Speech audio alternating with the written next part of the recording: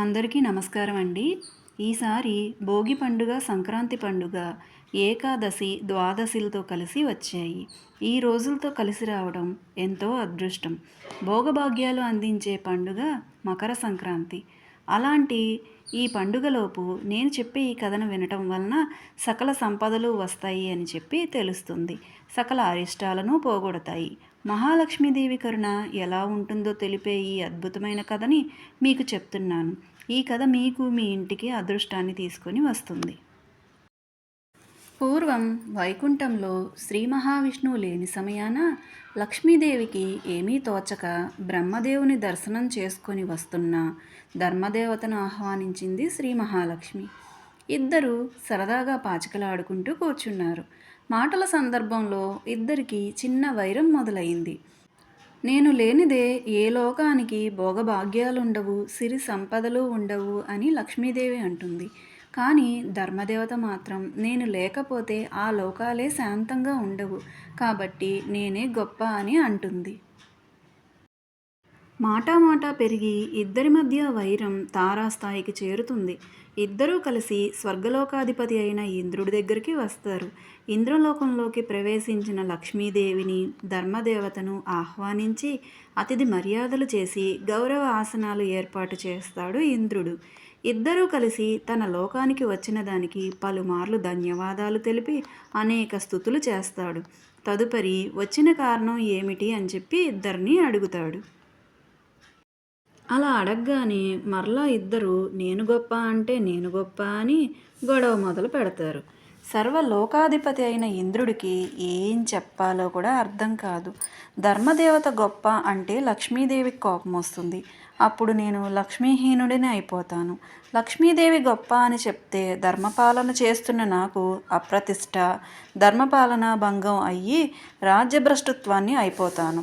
లోకాలకు అధిపతి అయిన నేనే ఇలా చేస్తే లోకాలన్నీ లక్ష్మీ విహీనం అవుతాయి అని చెప్పి ఆలోచిస్తూ ఉంటాడు.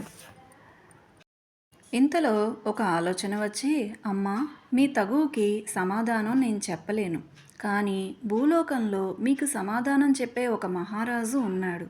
అతడు సత్యపరిపాలకుడు, అతి తెలివైనవాడు, ఎటువంటి సమస్యలైనా ఇట్టే పరిష్కరిస్తాడు. అతని పేరు విక్రమాదిత్యుడు అని చెప్పి అంటాడు.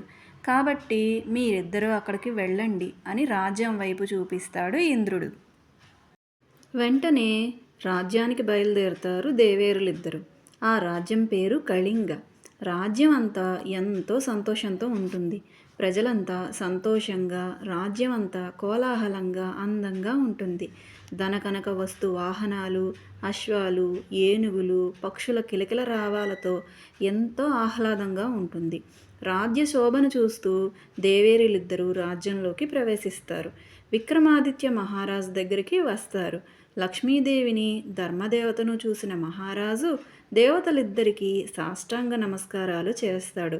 భక్తితో ఇద్దరిని ఆహ్వానించి తన రాజ్యానికి వచ్చిన కారణం ఏమిటి అని అడుగుతాడు. ఇద్దరూ మళ్ళీ వారి వారి గొడవను విక్రమాదిత్యునికి చెప్తారు.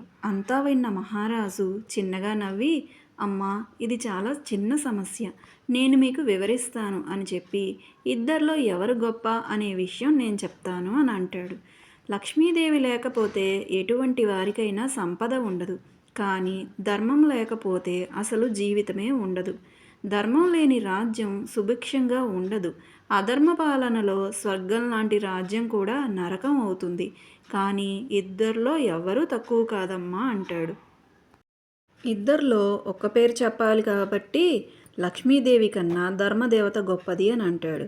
కాబట్టి ధర్మదేవత గొప్ప అని చెప్తాడు. ఆ మాటకు లక్ష్మీదేవి అదేమిటి అని అడగ్గా విక్రముడు ఇలా అంటాడు. ధర్మం లేని జీవితం శూన్యం, నరకం. కానీ లక్ష్మీ లేని హీనుడు కూడా ధర్మం ఆచరిస్తూ ఆనందంగా జీవించగలడు అని అంటాడు. ఆ మాటలు విన్న ధర్మదేవత విక్రమాదిత్యుని దీవించి వెళుతుంది. కానీ మహాలక్ష్మీదేవికి కోపం వచ్చి, నా కనికరం లేని నువ్వు సర్వ సంపదలు పోగొట్టుకొని రాజ్యభ్రష్టుడివి అవుతావు అని శపిస్తుంది. నేను లేని నారాయణుడు సైతం తపిస్తాడు. అలాంటిది నేను లేకుండా, నా కనికరం లేకుండా ఎలా ఆనందంగా ఉంటావో నేను చూస్తాను అని వైకుంఠానికి తిరిగి వెళ్ళిపోతుంది. విక్రమాదిత్యుడు ఒక్కసారిగా రాజ్యాన్ని, ధనాన్ని, సర్వ సంపదలు పోగొట్టుకుని కటిక పేదవాడిగా మారిపోతాడు. రాజ్య విహీనుడైన విక్రముడు ఆ రాజ్యంలో ఉండటం ఇష్టం లేక తన గుర్రాన్ని తీసుకొని తన తమ్ముడు రాజ్యానికి వెళ్తాడు. కానీ తనకు అక్కడ నిరాశే ఎదురవుతుంది. తన స్నేహితులు సైతం తనని నిరాకరిస్తారు. లక్ష్మీదేవి ఆగ్రహానికి గురైన నీకు మేము సహాయం చేస్తే మేము కూడా లక్ష్మీ విహీనులం అవుతాము అని చెప్పి అంటారు. ఇదంతా చూసిన విక్రముడికి ఇంకా ఎవరి వద్దకు వెళ్ళకూడదన్న విరక్తి వచ్చేసి దేశాటన చేస్తూ అవంతిక రాజ్యాన్ని చేరుకుంటాడు. అక్కడ రాజకుమారికి స్వయంవర ఏర్పాట్లు జరుగుతూ ఉంటాయి. సభలో ఎంతోమంది రాజకుమారులు వచ్చి కూర్చొని ఉంటారు.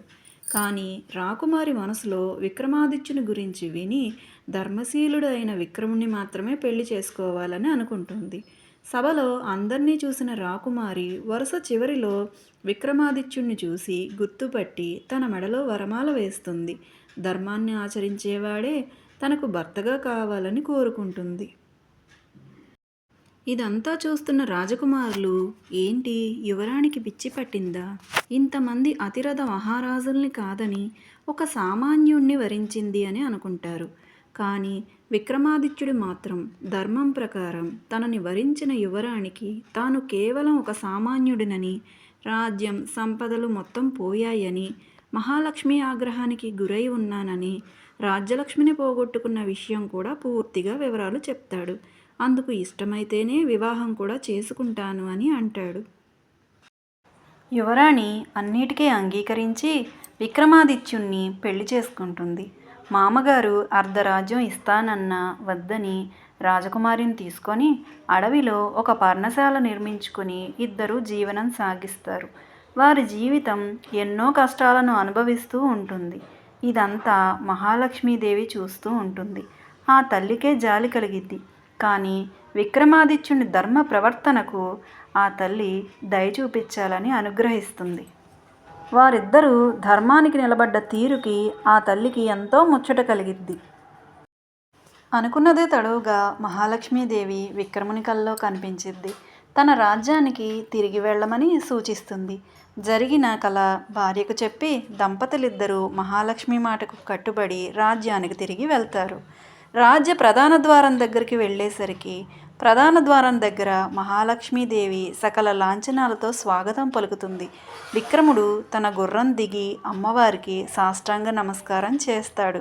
ద్వారం దగ్గర మీరేమిటమ్మా అని అడుగుతాడు. అప్పుడు లక్ష్మీ అమ్మవారు, విక్రమ, ఈ తల్లిని మన్నించగలవా అని అడుగుతుంది. అమ్మ, తల్లిని బిడ్డ మన్నించడం ఏమిటి తల్లి? నేను తప్పు చేసి ఉంటాను, అందుకే నాకు శిక్ష వేశావు. ఇది శిక్ష అని కూడా అనకూడదు.